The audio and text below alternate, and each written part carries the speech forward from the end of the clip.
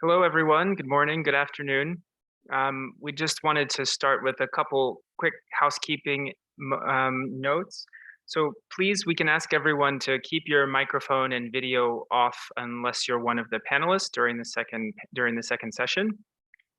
And we'd also note that there's no Q&A feature, so we'd ask that any questions that you have for the panelists, please put them into the chat and we'll moderate, and our moderator will take account of those in the discussion section.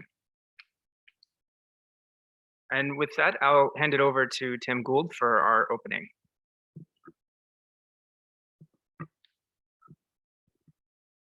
Thank you very much indeed, Casey, and good morning, good afternoon, everyone. It's a great pleasure to welcome you from the IEA headquarters in Paris. I'm very pleased to have the chance to welcome you to this webinar today, where we're launching the Spanish translation of IEA Methane Regulatory Roadmap and Toolkit. You'll hear much more about that in a second, but I just wanted to say a few words of context to kick us off. I think it's generally true that methane emissions don't get the credit or the attention that they deserve in the discussion on climate change. But we have to be aware methane makes a very potent contribution to global warming, much more so, much more potent than CO2. And so we've seen it reinforced in the work of the IPCC. We saw it reinforced also at COP26. Early action on methane emissions will be critical for avoiding the worst effects of climate change. This has been on our radar at the IEA for many years, and with the new global methane pledge that was announced at COP26, and the remarkable tightness of gas markets today, in our view, there's never been a greater sense of urgency about this issue than we see at the moment. And that's because tackling methane allows us to tackle the two big energy crises that we face today, the energy and climate crisis, the immediate issue of energy security and high prices, but also then the climate challenge. And earlier this year, energy ministers from nearly all IEA member countries met together in Paris with counterparts from our key partner countries, and they collectively agreed to send a strong signal on the need for early and sustained reductions in energy-related methane emissions. They strongly endorsed the IEA's recent work on methane, including on methane-related data, on policy and regulatory advice. And in support of that strong mandate, we've highlighted methane reduction as one of the really top priority issues that the world has to grapple with if we are to achieve 1.5 degree stabilization in the rise in global average temperatures. And one of the most prominent actions that we've taken in support of that agenda is our updated and expanded global methane tracker that we released again in February of this year. So efforts to bring down methane emissions have often been held back by a lack of reliable data. But right now there's a major scientific effort underway to improve our understanding of methane emissions. There's new studies, new measurement campaigns, new satellite data are making this an extremely dynamic area. And the estimates that you'll find in our global methane tracker, they incorporate all of those new insights. And we've collaborated very closely with the methane science community around the world. And we're very grateful for the collaboration we've had from many in that methane science community. Much more needs to be done to enable a better understanding of emission sources and allow for a comprehensive methane management to take place. However, and this is something that we cannot emphasize strongly enough, uncertainty over the data is not a reason to delay action on methane. We know how to bring emissions down. We don't need new technological breakthroughs. In the oil and gas sector, for example, companies can take action today to bring down emissions with existing technologies and industry best practices. And in parallel, governments can use a range of tried and tested approaches to encourage or require companies to establish leak detection and repair programs, or upgrade leak equipment and components. And I think the bottom line for us is that there is no acceptable level of methane emissions. The aim should be to bring them down as close to zero as possible. The task, of course, is how to implement that. And we're not just bringing data to this issue, we're also now offering a wealth of expertise and advice on the practical steps that governments and industry can take. And the new regulatory roadmap and toolkit is a central part of that effort. So what we wanted to do is to provide a kind of detailed how-to guide for policymakers and regulators seeking to cut methane emissions, which we're delighted to launch today in Spanish. So this report outlines both the different steps that go into policy development and the various policy and regulatory tools that jurisdictions can use to address methane emissions. And we very much hope that these tools can be of use for stakeholders across Latin America, and very encouraged to see the growing commitment to act on methane in recent years across this region. So 18 Latin American countries have joined the Global Methane Pledge. Several countries have published regulations directed at methane in recent years, including a 2018 regulation in Mexico, new regulation from Colombia issued earlier this year. And we have representatives from both countries here today for our panel. I'm very much looking forward to hearing the perspectives of all of our discussants about the priority areas for action in Latin America, the exchange of experience with implementation, and also what more we can do from the IEA to support your efforts. And with that, I think I'm passing across to my colleague, Thomas Bredariel, to talk us through the IEA work in a bit more detail. Thomas, over to you. Thank you very much, Sim. Muchas gracias a todos y a todas por estar conosco. Thank you very much for. Yeah, I'll pass to English for the presentation. And if you haven't used interpretation yet, you can use this Zoom function below to listen in Spanish. So as we heard from Tim, tackling methane emissions is really a major opportunity for clean energy transitions, and it's one that has been a long-standing topic of IEA analysis. And I'd like to bring your attention to three major publications that we've released on this topic. The first one is the Global Methane Tracker. We heard a little bit about it from Tim. This provides a complete set of country-level estimates for methane emissions from the energy sector. And it also zooms in the oil and gas sector to provide detailed view of the costs and of the abatement measures that are available. Alongside that, we provide also information on what are the policies that all the major oil and gas producers are using to drive down emissions. The second one is called Curtailing Methane Emissions from Fossil Fuel Operations. It was published last year in the lead up to COP26, and it discusses how actors committed to strong action on methane can thread a path that is aligned to our net zero emissions by 2050 scenario that gives the world an even chance of limiting temperature rises to 1.5 degrees. And then the last one is the regulatory roadmap and toolkit. We're going to be hearing much more about it today from Casey in a moment. And just to highlight again that this is now available in Spanish in our website. So a few words of context.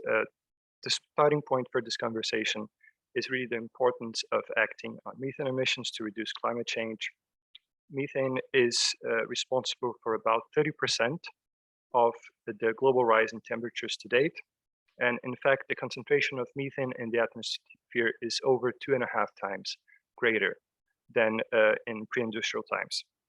So this is a major impact on the climate. And while it is important to tackle emissions from all human activities, there are reasons to focus on emissions from the energy sector and in particular from fossil fuel operations. And the key one is that it is possible to reduce them cost effectively. These are cheap measures and they provide revenues. And the reason for that is that methane is the main component of natural gas. It has commercial value. So avoided emissions can often be monetized directly, and thus emissions reductions can generate economic savings, or at least be carried out at a very low cost. And as you can see here on the chart, over the years, emissions from fossil fuel operations have been rising, at least for the last 20 years, if not for a much longer time. We see a slight drop in 2020 that is linked to the pandemic and to the impact that had on oil and gas production and demand. But as you can see in 2021, as economies rebounded, we also saw an increase in methane emissions from this sector. And indeed, energy-related methane emissions increased by almost 5% last year. And there's a bit of a silver lining there because this rise leaves emissions slightly below what they were in 2019, even though overall energy demand and fossil fuel production are both back above pre-crisis levels. So this indicates that action on methane is happening, but it is happening at a very slow pace. And this wasteful leakage of methane is really, really striking because we see today this backdrop of very tight and volatile gas markets. Just to give an idea, fossil methane leaks, if captured and marketed, would have made an additional 180 billion cubic meters of gas available to the market, enough to release most of the pressure that we see nowadays. And 2021 emissions are very, very far off the pathway set out in the IEA's Net Zero by 2050 roadmap. This scenario sees energy-related methane emissions falling by 75% to 2030. And this essentially means that all fossil fuel producers would need to reduce their emissions intensities, the amount of methane that leaks from for every unit of energy they produce, down towards the level of the world's best performers today. Now, let's talk a little bit about Latin America. Latin America accounts for more than 10% of all methane emissions from human activities. As you can see in the chart, the energy sector is not the main culprit, but still it is responsible for a large share of emissions. Oil and gas operations are the main source of methane in the energy sector, and they were responsible for around 7 million tons of methane in 2021. So this is 90%, over 90% of the total that you see on that left bar.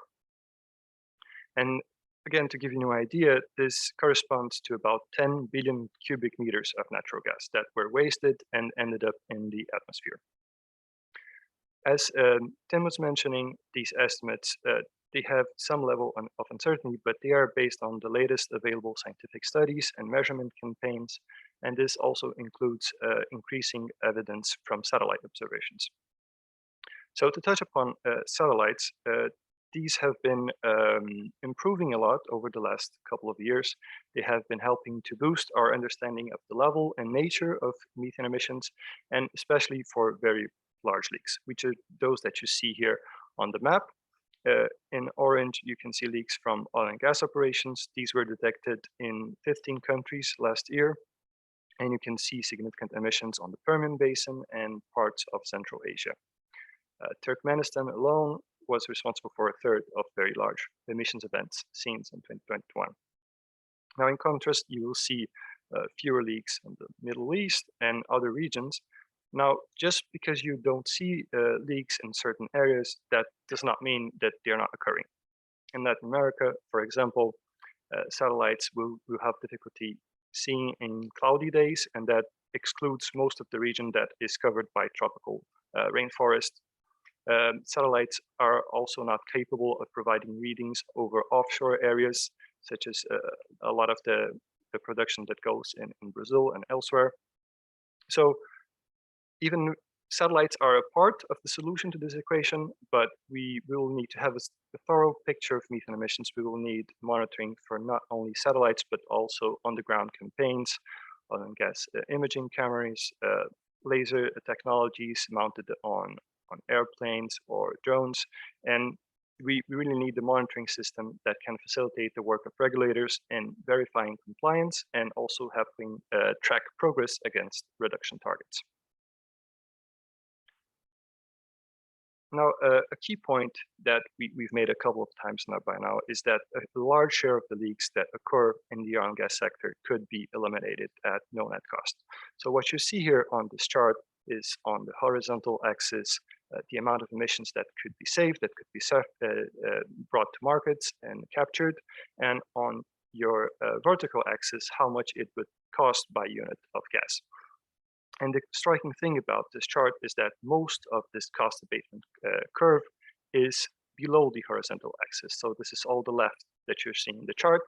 And this is essentially measures that would not cost money to be implemented, or well, they would imply in spending, but the revenue from the gas that would be captured would be higher than the amount that you will need to spend to implement these measures.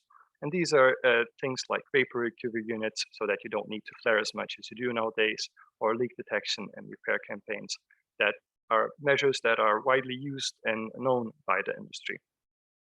So this curve is based on prices that we've seen in recent years from 2017 to 2021. And as you can see, more than half of the leaks occurring in Latin America's oil and gas industry could be stopped while saving money. But of course, gas prices in particular, have been much higher than the recent annual averages. And if we take into account recent elevated natural gas prices, nearly all of the options that you see here on this chart could be implemented while saving money. So I think the key point to take into account and to take home here is that because methane is such a potent greenhouse gas, and because leaks can be avoided at such low or negative costs, tackling methane emissions is one of the most cost-effective ways to act on climate change. And it is one of the 4 key measures we have identified as that are needed over the next decade to get the world onto a 1.5 degrees trajectory. With that, I will pass it over to Casey to talk a little bit more about the policies that can be used to drive down emissions.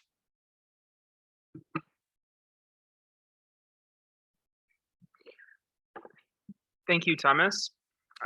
So Thomas has just presented data from our global methane tracker, which helps to delineate the problem of methane emissions.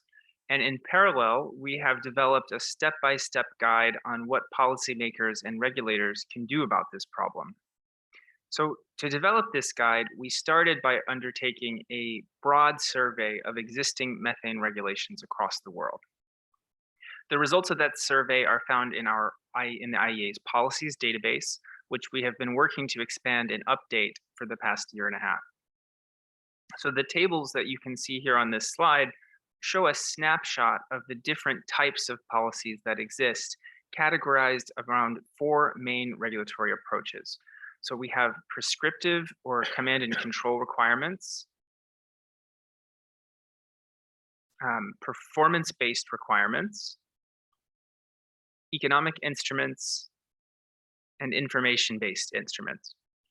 So this year in 2022, we have for the first time integrated this policy database into our global methane tracker, which now includes a policy explorer tool that provides a snapshot of the different policies in place across 25 countries.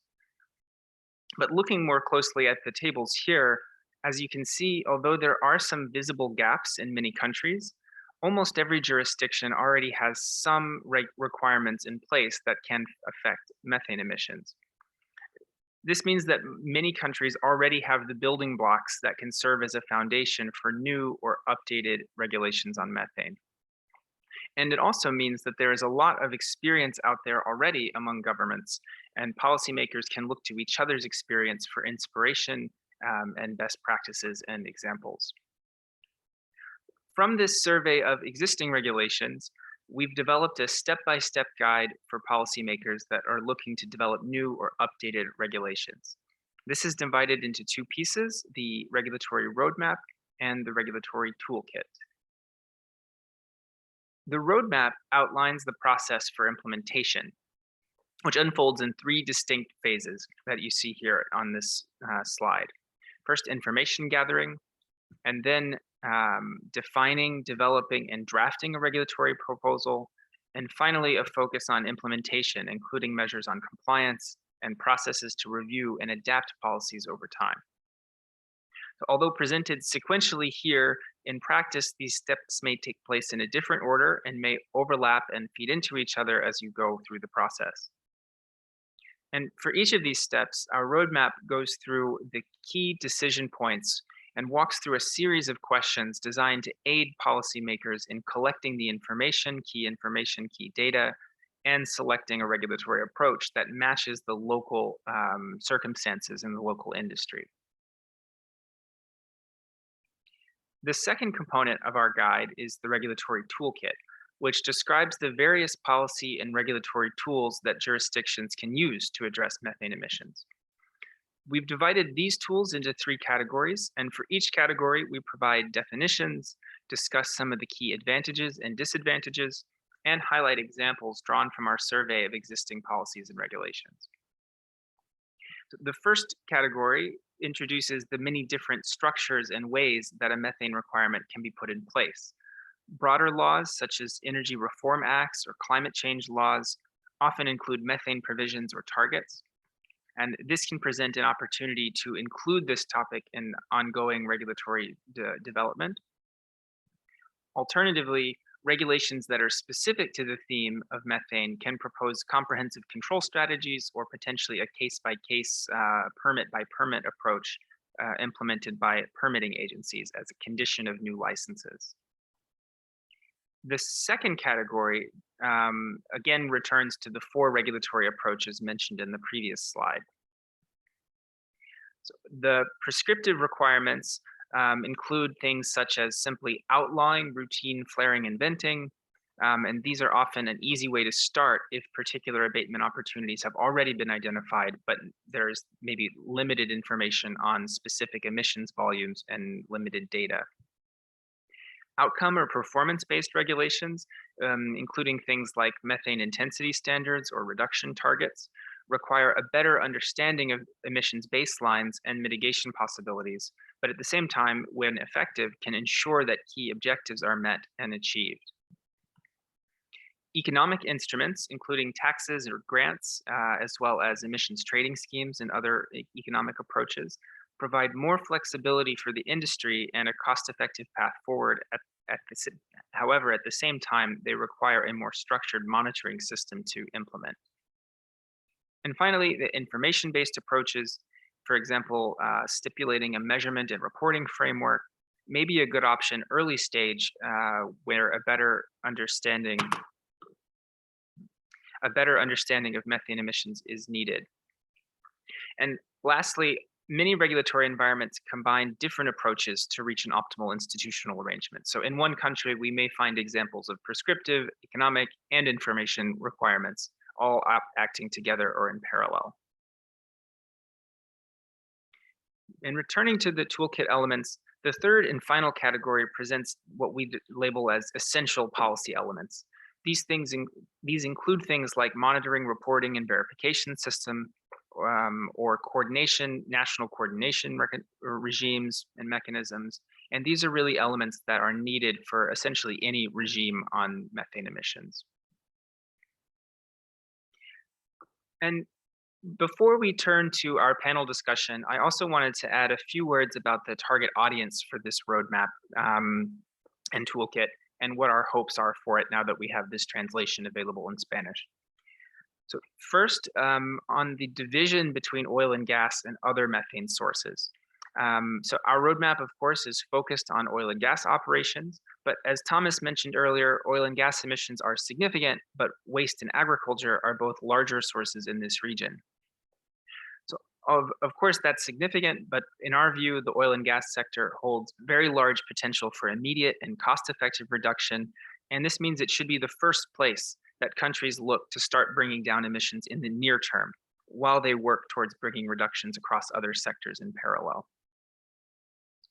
And second, regarding the target audience for our roadmap, one of the most important audience for this report is the industry itself. And here we see there's many different potential uses for the roadmap for industry.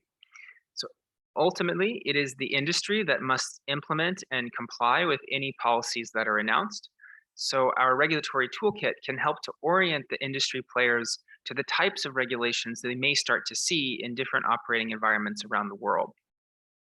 Second, many of the policy tools direct companies to undertake specific practices. For example, leak detection and repair requirements direct companies or mandate companies to undertake leak campaigns and make prompt repairs. And of course, companies can undertake these measures voluntarily, which will prepare them in the event that legal requirements are put in place later. And of course, companies also often have a significant direct and indirect influence on policies as they're being developed. And the companies that lead the effort with voluntary action can then show policymakers what is possible and then also lead the way for other companies as regulations are put in place. But finally, beyond the industry, the primary target audience of our roadmap is policymakers and regulators that are looking to learn from experiences of their counterparts in other countries. And throughout the roadmap, we reference many examples from jurisdictions around the world drawn from our policies database to help policymakers draw inspiration from others. But in addition to this roadmap, we also wanted to flag there are many other resources available. The IEA is now working with partners in the Methane Guiding Principles Initiative to develop a new oil and gas sector toolkit aimed at the global methane pledge countries, which we hope to release later this summer in mid-July. The focus of that new publication will be to bring together the different resources and sources of support in one place to help policymakers and governments orient themselves toward the network of international support that may be available for methane reduction. And so it's our hope that together, policymakers can look to these two resources, our regulatory roadmap, as well as the upcoming MGP toolkit, as they draft and implement national methane action plans in the lead up to the next COP and beyond. And with that, I'd like to thank you for your attention, and we will now turn it over to our panel of discussants. And I'll hand it now to Alfredo from the Clean Air Task Force, who will serve as our moderator. Thank you. Thank you, Casey. Well, hi, depending on where you are. I hope everybody's having a great morning or a good afternoon. I'm super excited to be here with you. My name is Alfredo Miranda, and I am a member of the Clean Air Task Force. And thank you to the IEA for organizing this event and for all the work that you're doing. To be honest, when I was serving in the Ministry of Energy not long ago in Mexico, I wish that this existed. The regulatory roadmap is just this fantastic tool that allows you to have a broad perspective of what are the steps, as Casey has outlined. And then the regulatory toolkit allows you to look at the detail and to really understand why you're making the decisions. Furthermore, we know that a lot of the times in Latin America and everywhere around the world, governments are understaffed, and being able to do an international benchmarking can prove difficult. But the IEA has done this, and it has done this in a terrific way. They've been able to gather all the data, they've been able to analyze it, they've been able to summarize it in a very understandable and digestible way. So I think that with these type of tools, policymakers around the world and now in Latin America can really just focus on the decision-making process now and why they are doing certain things. So thank you to them. Now I would like to, I'm very happy also to have participants from the government as well as the industry. I will introduce each and one of them. And I will ask them to share a little bit about what they are doing in their own space regarding methane emissions. I will sort of run through all of them, and then I will call each one of them so they can put on their screen. And if you have a presentation, please share it. And also, let me just remind you to feel free to speak in Spanish or in English. We have our translation service available. So feel free to speak in whatever you feel the most comfortable. I will sort of read a little bit about each of the participants, as you can see in the agenda. So from Colombia, based in Bogota, we have Diego Grajales, who is the climate change coordinator in the Ministry of Mines and Energy. I had the pleasure of knowing him, and I know that under his leadership, the flaring and methane regulations were issued earlier this year. In second place, or now I'd like to introduce Gustavo Chab. I will do his introduction in Spanish, if that's okay. Gustavo Chab is is an industrial engineer with 28 years of experience in the oil industry in downstreaming technology, especially in refineries. Since 2017, he's been in charge of the Vice Presidency of Sustainability, Environment and Health and Security of the IPF. IPF is a Argentinian energy company with government participation. Is the greatest producer of oil and gas in Argentina. Likewise, Gustavo Chávez is responsible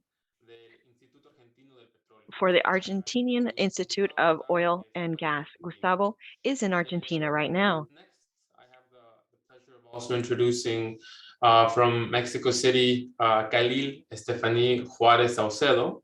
Khalil has a degree in industrial chemical engineering from the National Polytechnic Institute and is currently pursuing a law degree. She is specialized in risk management and the design of regulatory instruments. At the moment, she is Director of Evaluation and Policies and is a technical coordinator of the guidelines to prevent methane emissions in the oil and gas industry in Mexico.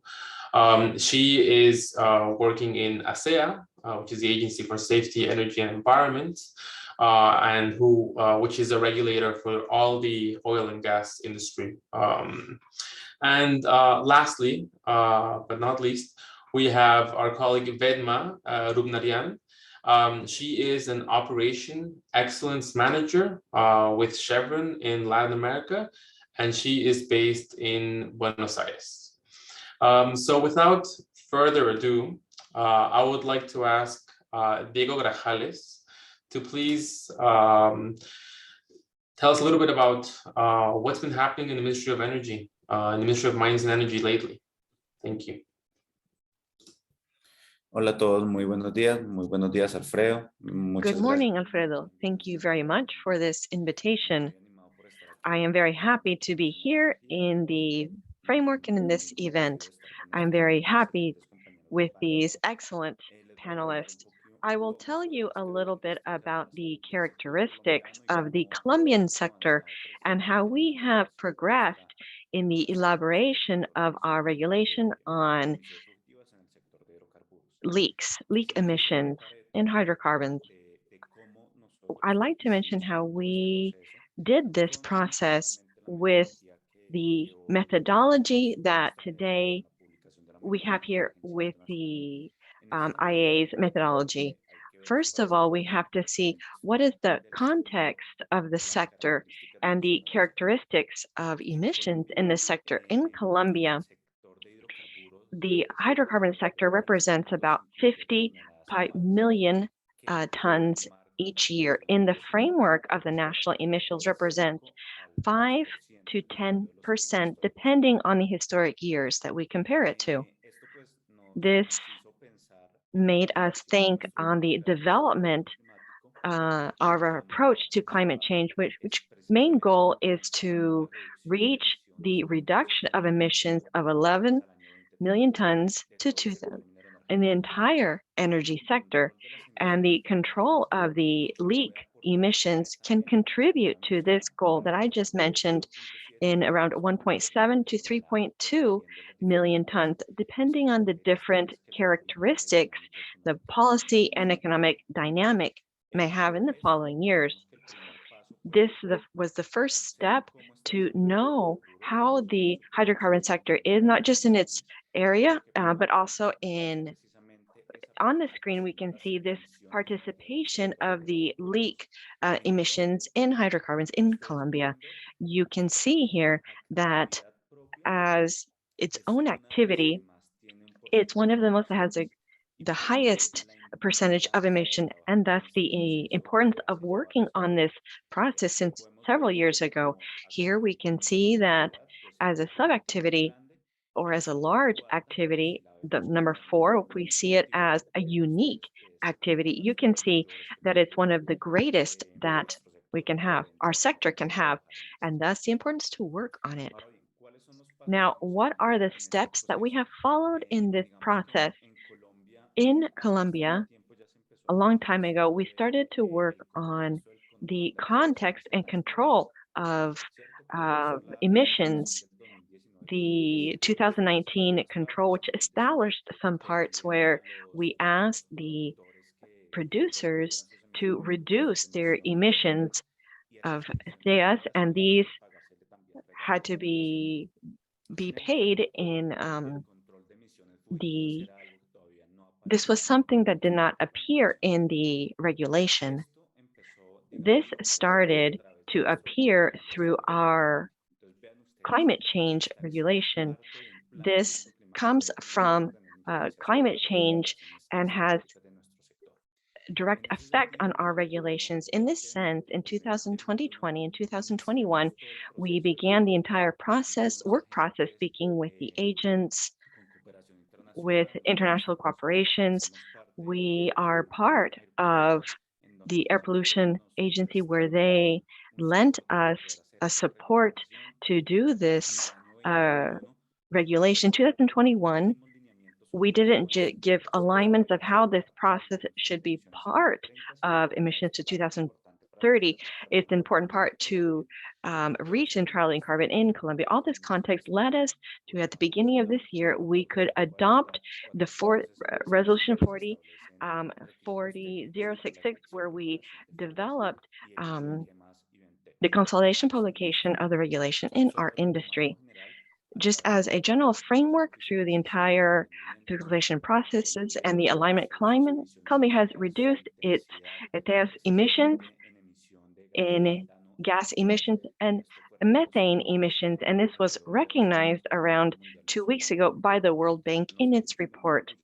We are very proud that it's an issue that we have been working on for a while now, and we have to involve ourselves more in, and the issue of leak emissions is a more relevant factor in the entire process of making a better efficient use of it in Colombia. What is our resolution involved?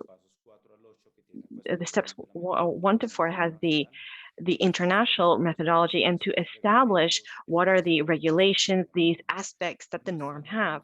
Our norm covers 3 large processes of the burning of natural gases, where all the gas, all surveillance, all the production, all the efficiency that we must have, the issue of natural gas winding, and leak emissions associated to leak emissions. The important point here is, how do we achieve to have access and to evolve in this regulation with taking advantage of natural gases and the reduction of emissions as well. However, all of this could be, it's the responsibility of the ministry. The control of methane emissions is not just an environmental dynamic, it's an energetic efficiency process, a better an increase in royalties for Colombians. So it's a environmental control of social strengthening and efficient use of our energy. All of this context, all of this norm has is very important. And finally, implementation. As you know, the process of facilitation and demand to fulfillment and revision is very important. We have 3 important steps that we have to do in the implementation of this resolution. The first is to establish that are fiscalizing the National Organization of Hydrocarbons, where the rules, the exact rules will be established of how monitoring and times and wind time and efficiency, all of this will be captured. We hope at the end of this year, these exact rules of the regulation of leak emissions can be issued internally. In parallel to this issuance, we are working on strengthening our internal process. This is not just establishing the document and sign it and you must fulfill it. The institution must strengthen itself.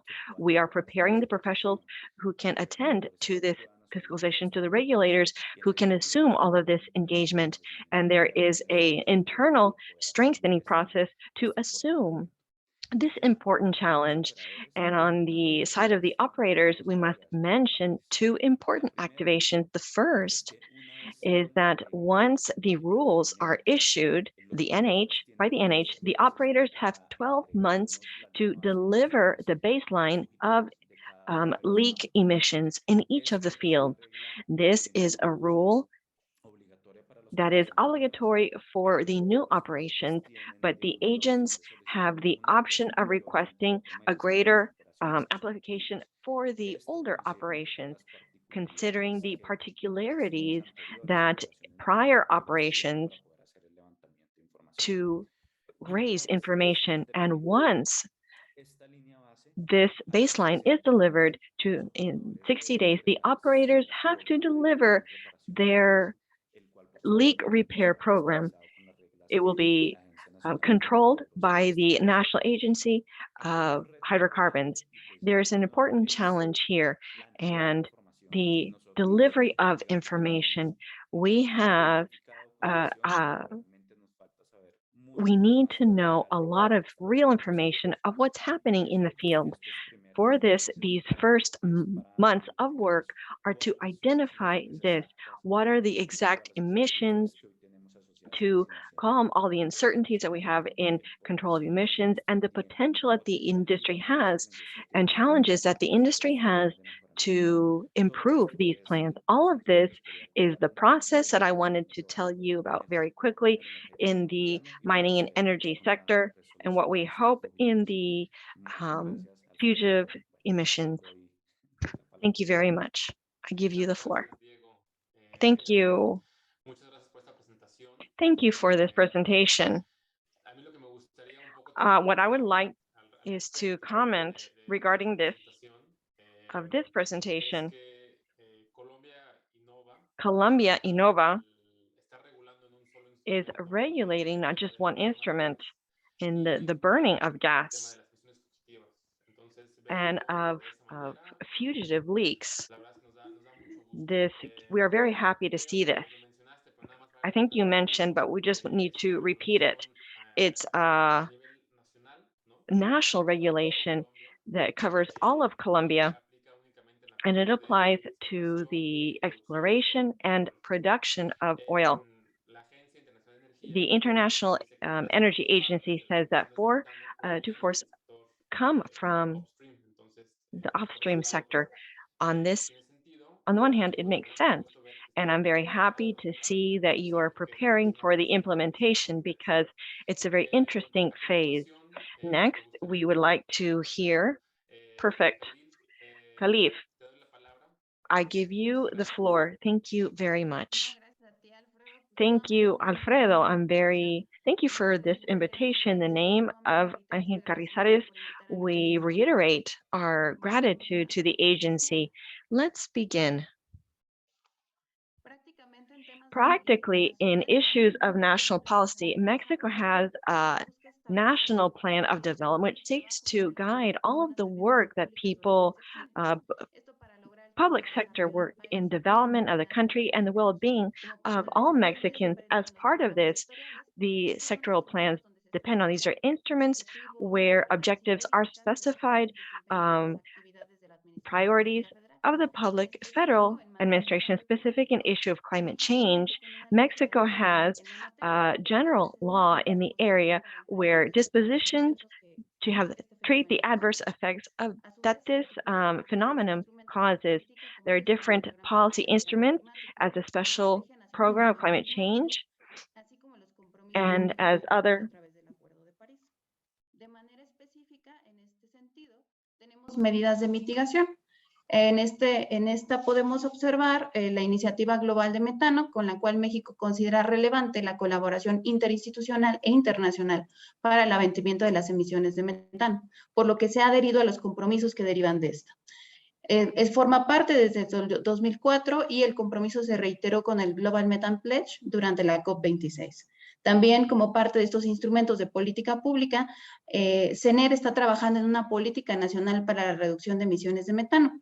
Este es un documento que está tutelando la CENER a través de un grupo técnico especializado. Through its specialized technical group, which purpose is to implement in a coordinated way best international practices, developing new financing instruments, this for the usage of methane, and also to promote research and development so that jointly improve the quality of information and calculation of the national emission stock.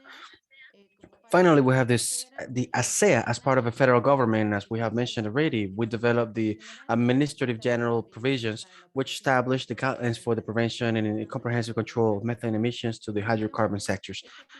Specifically, this piece has as a purpose to establish actions and mechanisms that regulated seek to adopt to prevent and control in a comprehensive way the methane emissions according to the activities they're going to perform.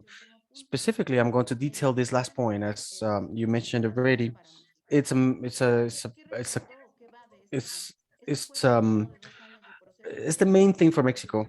It's a process of 2 years that had the support of environmental international agencies and industry.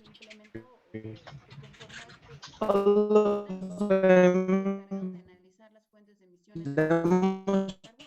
Identificar las mejores prácticas from disponibles the para technical estudiar e identificar la regulación aplicable, experience sobre todo para evitar conceptos de and as sobreregulación part y of emission sources of method from a high developed value chain, the applicable regulations, especially to avoid over-regulation, distinguish the institutional capacities. That means establishing limitless scopes for the regulation. We also established 3 international workshops to identify the best available practices, identifying how were the best measures to report monitoring and verifying all this emissions control.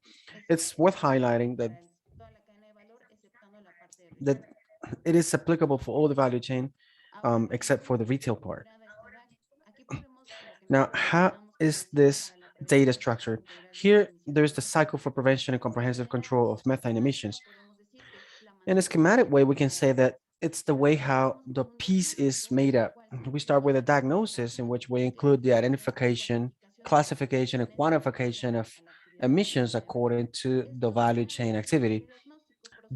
Once this diagnosis is made, we proceed to the makeup of a program for prevention and comprehensive control of methane emissions, better known as the better emission, mejor emisión. This is a program that's going to be worked in 6 years where we're going to establish a self-declared challenge for methane emissions reduction. We establish a baseline year. That baseline year cannot be more or less in a historical 5 years to get the benchmark of emissions throughout a period. And yearly objectives are established. That means the progress year after year in regards to the method, the emissions reduction. This program is made up by a multidisciplinary team that's going to follow up through internal assessments that we're going to explain later on. Subsequently, we have the yearly implementation of this program. As medular part of this program, we have the program for detection and fugitive repair, and then we establish the actions that were part of the program, checking that they're being implemented in the right way. We finish with the continuous improvement. This continuous goes from establishing or verifying compliance of what we said that we were going to do in the year.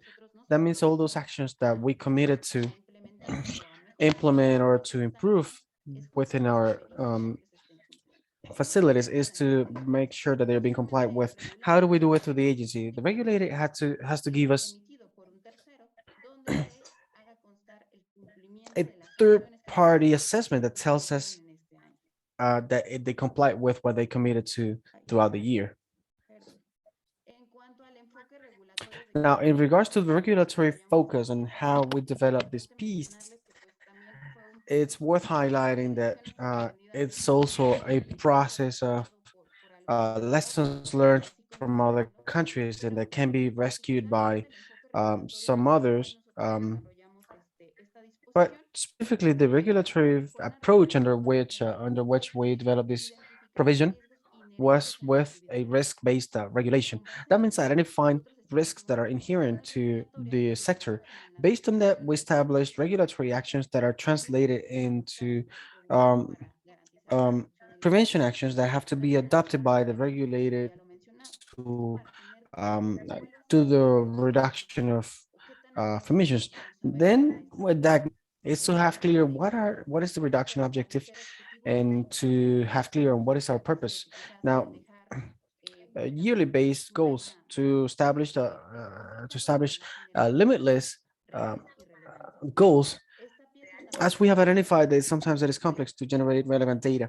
This piece also promotes the transition from tier 1 to tier 3. That means we migrated only a calculation maybe towards the continuous measurement on site. And finally, monitoring, reporting, and verification.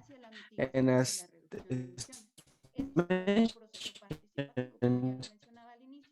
Tuvimos la participación de diferentes agentes que nos ayudaron por ahí. have the traceability of the design. Fredo also was part of all this process to help us be very specific for some aspects. This to co-help the goals that we mentioned at the beginning, the National Development Plan, as well as the climate change goals. Finally, as part of the considerations, a little bit answering those questions that kindly you sent us, the actions of the hydrocarbon sector in the global methane initiative. Mexico considers that during the implementation and compliance of DAC, we can co-help to compliance to achievement of these goals. That means through all this information that we receive, we can give a number or a percentage on how really is being reduced and therefore to have a mitigation factor and emissions reduction. Now, in regards to instruments based on economic considerations, we know that they are useful tools. We also know that they offer the possibility of promoting the reduction of emissions with a lesser possible cost in a measurable, reportable, and verifiable way. This without violating competitiveness of sectors compared to international markets, and that also incentivate the technological innovation.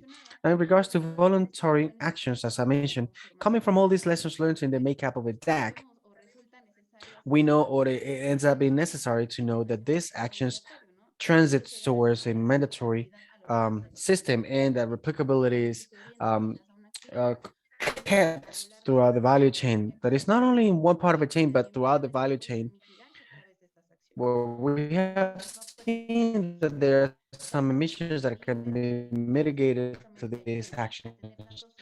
And this can also, this will allow us to measure, verify that Muchas gracias. helps Muchas gracias por la the presentación. Me alegra ver que generation of national inventory. So this is my intervention and thank you very much. a los inventarios Khalil, thank you very much. Presentation to see the information it is going to help the national inventory. This is all important. These are inventories that are binary, like numbers are changing depending on the quality of information and you generate that. So thank you very much. And coming up, I would like to give the floor to Gustavo Char. Well, thank you very much.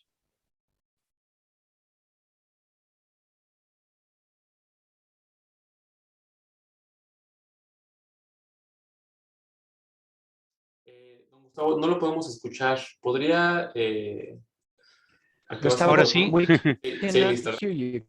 Creo que están viendo la presentación. Activate it now. Yes, thank you. If you're seeing my presentation, yes, it's Ahí correct. está. In presentation mode. Good morning, good afternoon, Well, thank you. everybody. Let me turn to Spanish. Buen día, buenas tardes a todos. I'm going to switch to Spanish. Good Bueno, morning, good mi afternoon to idea all of ahora you. es presentarle un poquito la My visión de aim la now is to industria show you a bit the vision of the industry aquí en Argentina, ¿sí? here in Argentina. Y para empezar, And to hablar de por start, qué es tan importante para to talk nosotros about why controlar it las is so emisiones de important for metano us to aquí en la control Argentina. the methane En emissions here Argentina in tenemos Argentina. una In industria Argentina, we petrolera have madura con más a de mature 100 oil años industry with y more than 100 con years, extracción muy dispersa geográficamente. and Nuestra with matriz energética es very diverse prácticamente extraction dependiente geographically del speaking. gas. Our energy matrix is 55% pretty de much nuestra depending matriz on gas. en el país es gas natural y un 30% petróleo. Y por eso se hace tan importante las primeras ganancias en las transiciones, va a ser que nuestra industria de gas y petróleo sea cada vez más eficiente energéticamente y cada vez más limpia, evitando las emisiones de metano. Esto junto con el comienzo de la masificación de la explotación del shale oil y shale gas en la Argentina, hacen que incluso antes que las regulaciones nos alcance, ya la mayoría de las empresas tengan sus planes para reducir lo que son las emisiones de metano. Más aún cuando en nuestro país actúan empresas que son filiales de multinacionales y que pueden compartir la experiencia que tienen en otros países. ¿Qué es lo que estamos haciendo, no? Lo primero que hicimos como industria es juntarnos a través de la institución que nos nuclea, que es el Instituto Argentino de Petróleo y del Gas, y establecer prácticas recomendadas para la gestión de emisiones de metano, que fue básicamente desplegar la tecnología internacional o los sistemas de For gestión the internacionales, international management adaptarlos a systems, nuestra estructura, a nuestra our lengua, a structure, nuestro our día a día, language, Adapting our them to our y day-to-day. el structure, to our language, to objeto our And era the daily objective basis. proponer las was And the to acciones purpose was propose necesarias to the de propose necessary reducción necessary actions of actions de of reduction reduction emisiones of en la actividad de of exploración emissions y in producción the de in the activity hidrocarburos. and exploration production of and Y hydrocarbon hydrocarbons. production las too. dividimos en los que son And we are las And we emisiones de divided split them proceso. Como into into process what teníamos has to do emissions. with process emissions. instalaciones tan As we had maduras, hay installation, algunas que ya por diseño tenían un venteo, ¿sí? Cómo aprovechar ese venteo, ir That's how to take advantage of ganando ese that venteo venting and y to por gain the supuesto, como venting. And ya of course, mencionaron as nuestros colegas, las fugitivas, que esto sí ya es una tarea más what our nueva. colleague mentioned, the fugitive, Pero which is a también newer hicimos task. una práctica recomendada para ir But ganando also we did precisión en lo que es la medición del inventario de metano. and what has to do with the Hay methane mucho para hacer ahí inventory.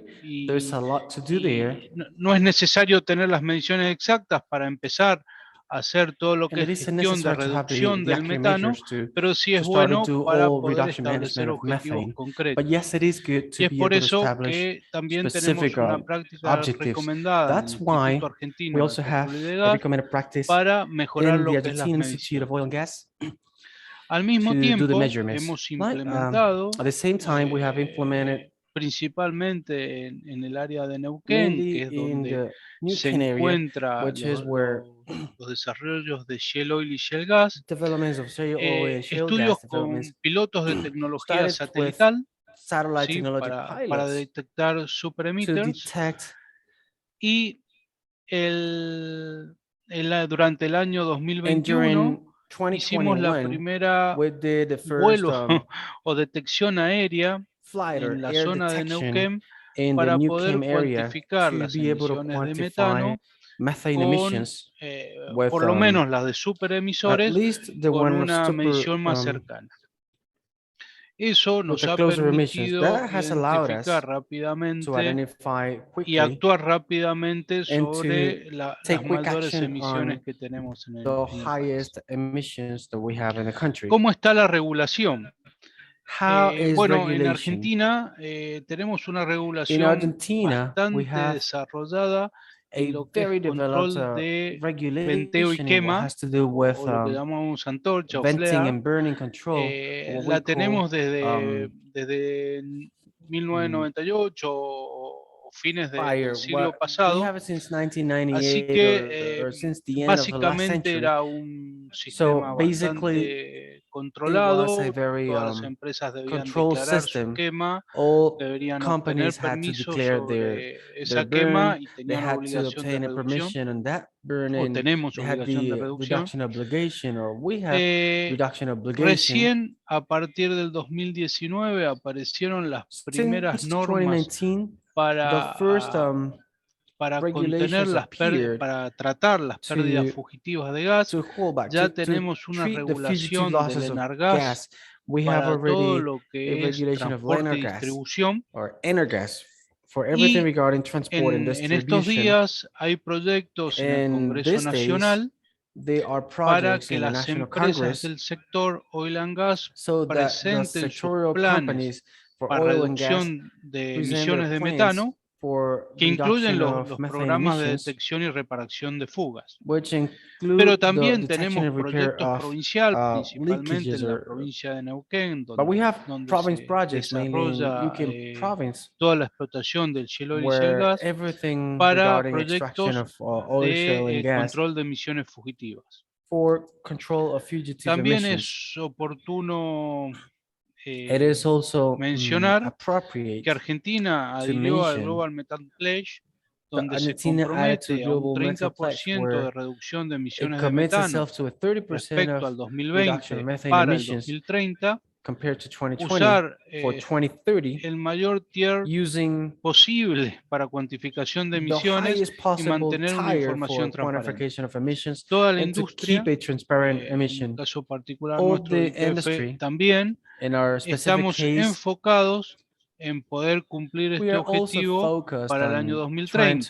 to achieve this Entendemos purpose for que cuando 2030. We mejoremos nuestra understand that medición vamos a poder when ir we un improve poco our más measurements, ambiciosos. we're going to be able to go Bueno, a eso es bit lo que more yo tenía ambitious. para presentar Now, y that's quedo what I abierto had to para luego present, para la and I am open sesión de to preguntas. for the Q&A session. Excellent, Gustavo. Thank you very much for your presentation. Indeed, after the presentation of Vetma, we're going to go to the Q&A stage. Vetma.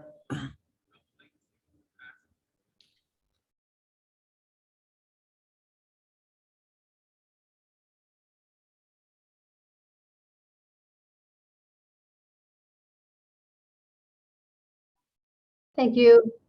Thank you, Alfredo. Hello, good morning, good afternoon, and thank you for the opportunity to participate and weigh in on this very important topic.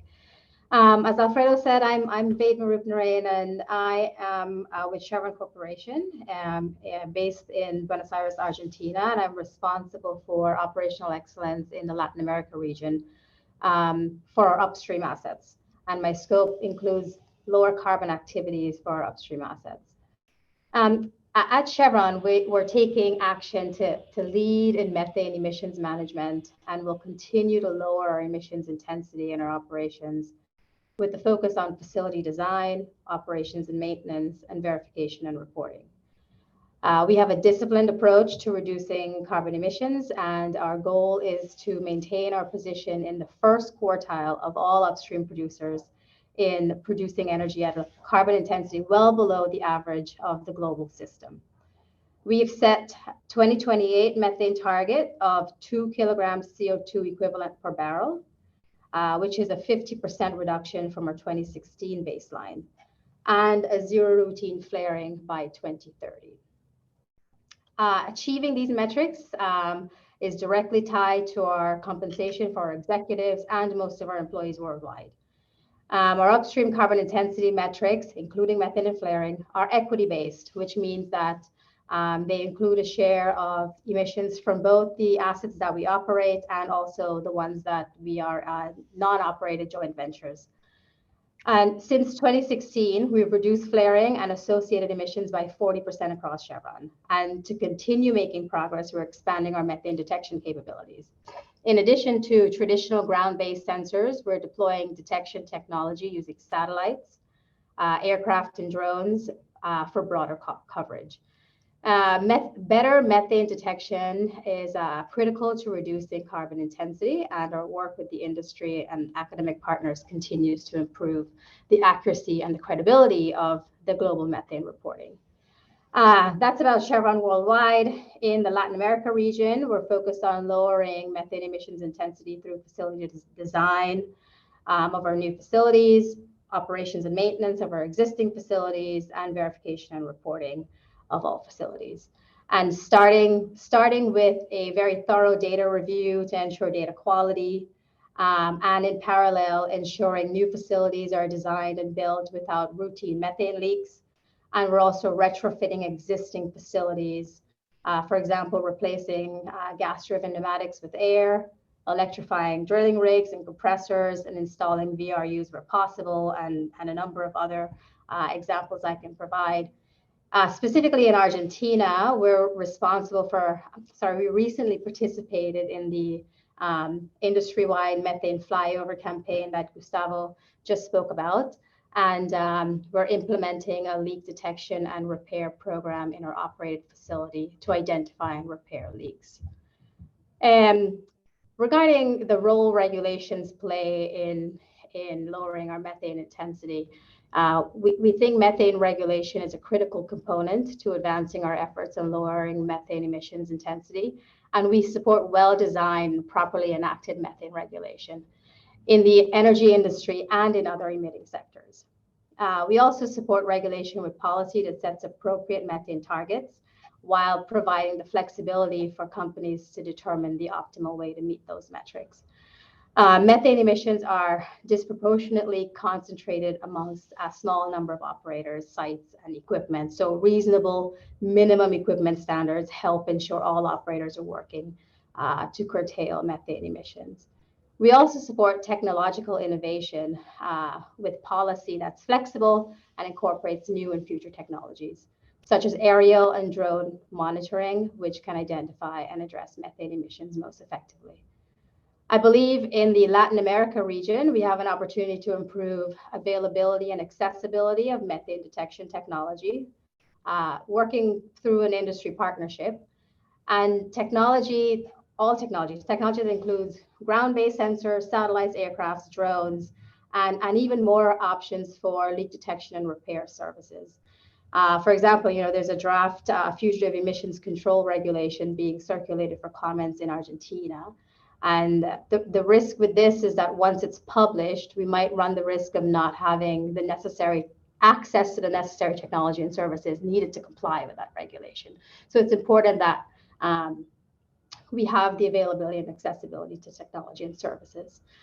I'll stop there, Alfredo. Thanks again, and I'm looking forward to your questions.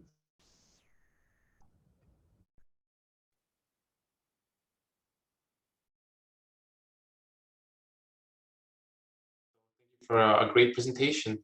So I would like to, I have a few questions that I would like to ask, sort of based on the presentations that the panelists have given. I would like to ask Diego and Khalil if it's possible to please turn your cameras back on, as we're going to start the questions part. Thank you very much. And sort of, I want to continue with the industry now, and with what Gustavo and Vidmar are talking about, and I'm particularly interested in the recent campaigns, the satellites monitoring, and the drones and aircraft measurements. I would like to know, sort of, and this question is for both of you, can you share with us, has there been any surprising results? I mean, after getting access to this information, is there something that when you go back to your teams and you discuss the results from this, you didn't expect? That's sort of like a first initial question for both of you from the industry. And second, I hear that it's important that I hear the word flexibility, no? Flexibility in the regulations. And there, I would like to ask you to please elaborate a little bit more about why flexibility might be important for a company, no?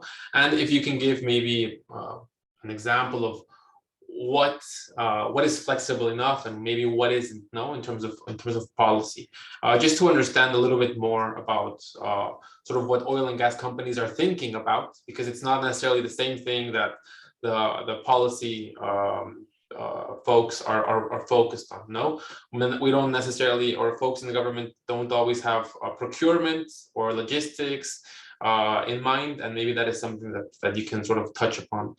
So I would like to give the word first to Vidma, since you just spoke, and then to Gustavo as well. And if you can give me some first impressions on that, I would appreciate it. I would also like to, I have received some questions in the chat, and I'll be happy to ask those to the panelists. So please continue to drop in any more questions. Thank you, Vidma. Okay, thanks, Alfredo, for the question. Regarding the recent methane flyover campaign we did, it was executed at the end of last year in the November-December timeframe with a, I believe it's a US-based company technology that we used, and multiple operators, like we said, in the Neuquén area here in Argentina. Regarding the results, the surprising bit for us was exclusion of known sources that we already know, not in the report, and digging further, learning that the technological threshold was an important aspect of that technology. And because of that threshold, you may or may not find your sources included in the findings. So that was important to know, and the threshold is quite high, relative to other technology in this space. We think flexibility is important because it's important, we feel, to set targets and establish outcomes that we're looking for, and give the operators flexibility to determine what makes best sense for them to meet those targets and outcomes. And what works for one might not work for the other. Every operation has its own, differences and nuances. And so by setting targets and outcomes, you're allowing the operators then to really tailor and focus their activities based on their local design to meet that target. Thank you, Vedma. Don Gustavo, le doy la palabra. Sí, cómo no, como dice Betma. Mr. Gustavo, I'll give you the floor. Yes, as what Vedma said, the air measurement did not surprise us in regards to what it found, since what it found was something that we were expecting. It surprised us a bit with our calculations. We calculated that a facility they found lost less methane than the one that the inspection took. But they did not find a super emitter different from the one that we could expect, which doesn't actually mean that it cannot find it at some point. Because if we have a loss or a leakage in a place, that's not easy to check as a dock or a well. I believe the method helps a lot to be sure, confident of not having a supervisor in an unexpected place. In this specific case, we did not find it. Now, in regards to the flexibility as to legislation, we're just in the development of measurement technologies or measuring technologies. And when legislation tries to impose a measuring technology, it excludes the new technologies emerging, and that's going to help us even more. That are going to be more effective. Also, we need flexibility in regards to operators of those measurements. Many times restricting them or generates a very difficult to manage market. And also the possibility of compensating because many times something new may appear, a new loss, and we may be acting on different losses that is necessary to compensate because of the industry dynamics.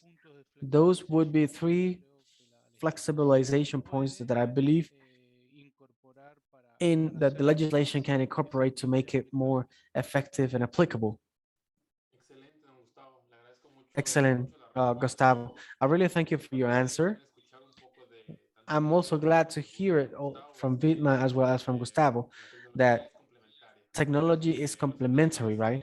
Sides are important, and that kind of technology is very important and useful. But it seems like, from your experience, it's complementary to the existing technology already, which are optical cameras or other kinds of devices that are used in the ground and that have smaller detection limits, right? So I really thank you very much for that. And also in regards to flexibility that we need to keep in mind at the moment of designing a public policy instrument. So thank you very much for your answers. Now, I would like to give my colleagues from Mexico and Colombia the opportunity of ask answering some questions that we have in the chat. And I'm going to ask a couple of questions to each. But I would like to ask to start by Khalil. I have a question here from Guillermo Ventura, and it says that if you could elaborate a little bit more on risk-based regulation. That'll be a first question. But I would like to ask you a second question, taking advantage that you're here. Point number 10 or step number 10 of the regulatory roadmap of the agency establishes that it is important the revision and update of regulatory instruments. Just by curiosity, I don't remember very well, but the CEA has the obligation of revising the regulation from time to time or periodically. I'm going to give you the floor. Khalil, thank you very much. No, thank you very much. Now, in regards to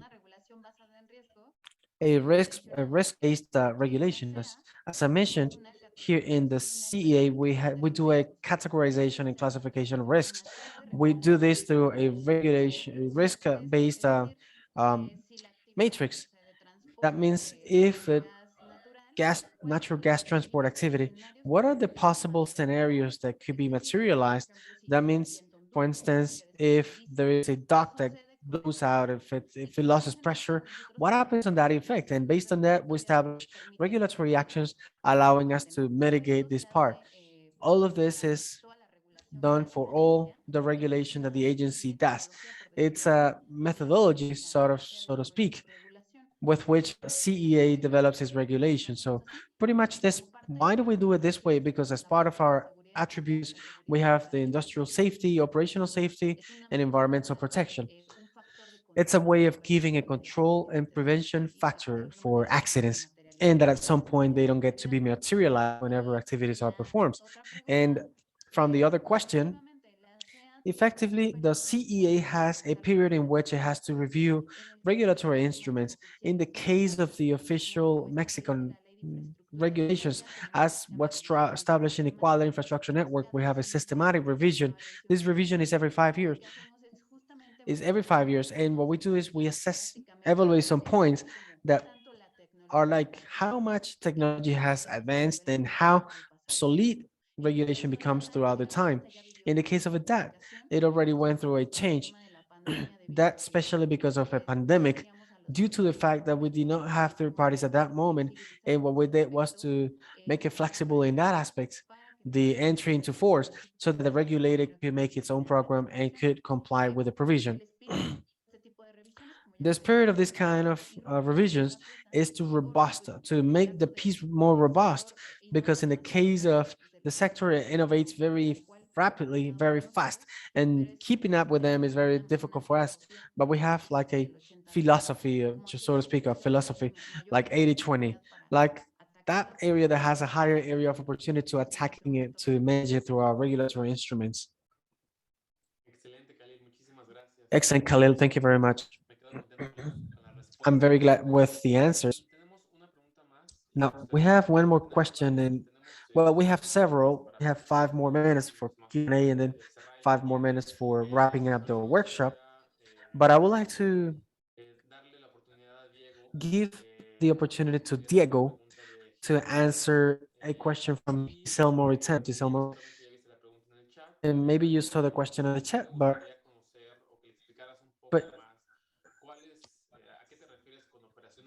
what do you refer by new operations and old operations? I suppose it's when you were talking about the 12 months and 24 months, right? Okay, right, Alfredo. Yes, you're right. To answer the question in the chat as well as for your question, effectively, we released the resolution at the beginning of this year in February. By regulation, we have 6 months to release the rules on how that specific regulation is going to be, fiscalization and else, or monitoring. So once it's released, the time starts to be counted for that baseline of operations. 12 months for new operations and 24 months for old operations if the operator does the request. What is the new and the old? It depends on it has to do with the date in which the resolution was issued. Before resolution 66 is old and after are the new ones. That's how we're seeing it. But to finish the question, the implementation has different phases. It's a call to flexibility, which is easier to make a design for a plan, a new operation to establish already a system that's already started up for monitoring in all facilities. So implementation would start pretty much in 1.5 years if we take the times, but at most we'll have a more robust implementation in around 24 months. Excellent, thank you very much. We have a second question from Giselle Moritan. Vitma. I'll try to translate it as best as I can. So Giselle Moritan would like to know, she's sort of talking about the learning curve of your the companies that provide you services, of your service providers, and also the availability of technologies or adapting the availability I'm sorry, I'm not making any sense, but they want to know more about how companies have been able to provide the services that you need. So you're talking about goals, and you're talking about setting goals, and I think they want to know the relationship between the goals that are being set by Chevron and then the availability of the service providers that you need in order to achieve those goals. Yeah, thanks. I think it's a good question, especially in the Latin America region. So I'll speak first, globally, and then a bit about Latin America. So, for example, in the United States, we've got a number of service providers that are providing great services regarding methane detection, leak detection and repair in the US, in the Permian, in Denver, and other operations in the US. Here in Latin America, we were now implementing a leak detection and repair program. So we've not yet started that work. So I can't really comment on the learning curve, but it is important, like the question says, it's important that you have the right service provider to provide you the right service in order to get to the goals that you're looking for. And it's important that you have an industry partnership so that you can share and learn and collaborate together to find the right suppliers to provide that service. And so I think that's where we can, I believe that's where we can really do much better in the region, in the Latin America region, in that way. I hear you, Vedma. Latin America is not the same thing as the US or Canada in terms of the companies that are there. So thank you very much. So we are, it's 4:25 Paris time. It's sort of time for me to hand over the microphone to Jörg Husar, not before thanking all the panelists and especially thanking the IAA for all the amazing work that you have done. There are a few outstanding questions which we haven't addressed. I hope that the IAA might be able to address them. David, I might be able to connect you with some of the folks so we can get some answers to those questions. But thank you to the IAA, and Jörg, the mic is yours.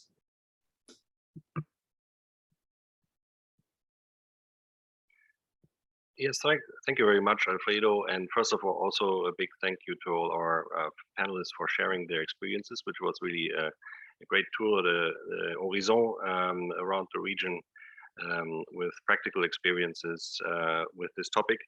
And as we heard at the beginning, there's great momentum now in the region on methane abatement with 18 countries joining the global methane pledge. It's really building up, and as we've seen in Colombia and also in Mexico, we have countries that have actually already gone through many of the steps that are in the roadmap, from the starting of collecting the data, engaging stakeholders on the options that have been developed, and now also implementing this. So I think it was great as a start to engage and exchange experiences and transfer them to other countries, which might be now only starting to embark on this journey. As Tim Gould mentioned at the start, the IAA wants to contribute to this with the tracker, with data, which we also heard is one of the big hurdles for taking action on this topic.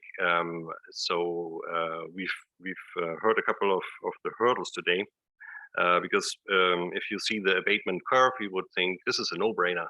It actually saves money in many places and it could earn money for many instances. So what's keeping actors from taking action here? It's the information that's missing. And so here I think IAA can also contribute.